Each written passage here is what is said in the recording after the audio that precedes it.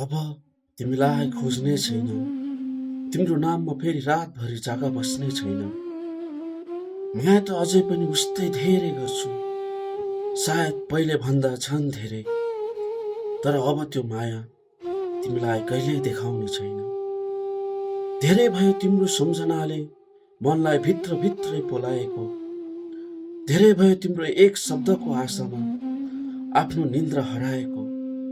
अब म थाकिसकेको छु तिम्रो व्यवस्थालाई माया भनेर बुझ्न। तिमी बिना बाँच्न गाह्रो छ, यो कुरा आज पनि सत्य हो।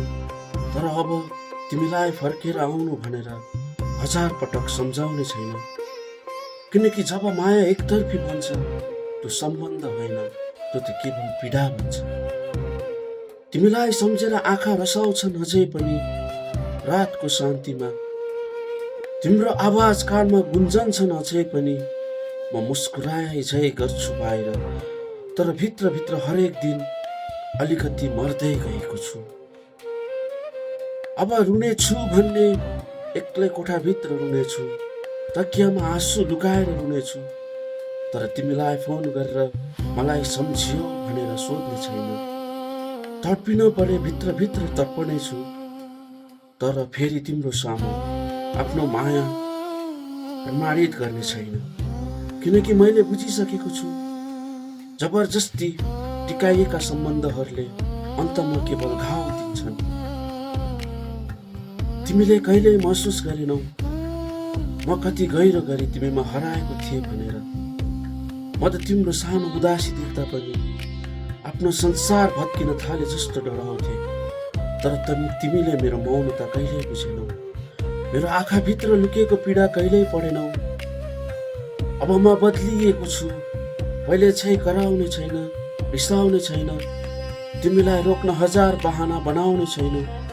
किनकि अब म बुझ्दैछु कसैलाई धेरै माया गर्नु आफ्नो अस्तित्व हराउनु पनि रहेछ। तिमी आज जहाँ छौ सायद खुसी नै छौ होला, त्यो सोचेर म मुस्कुराउने प्रयास गर्दैछु। तर त्यो मुस्कानभित्र कति अधुरा सपना गाडिएका छन् त्यो केवल मलाई मात्र थाहा छ। म अझै पनि तिमीलाई माया गर्छु, यो माया सायद कहिले कम हुने छैन। तर अब म तिम्रो अगाडि त्यो मायाको प्रदर्शन गर्ने छैन। अब तिमीलाई खोज्ने छैन, तिमीलाई आफ्नो भन्ने छैन। किनकि अब मैले सिकिसकेको छु कसैलाई धेरै चाहँदैमा ऊ आफ्नो हुँदैन। कतिपय मानिसहरू मुटुमा बस्न मात्र आउँछन्, जीवनभर साथ दिन होइन रहेछ।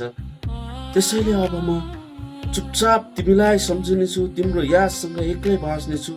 र कुनै दिन मेरो आँखामा फेरि आँसु देखियो भने सम्झिनेछु त्यो आँसु अझै पनि तिमीलाई गुमाएको पीडा हुनुहुन्छ, त्यो आँसु अझै पनि तिमीलाई गुमाएको पीडा हुनेछ।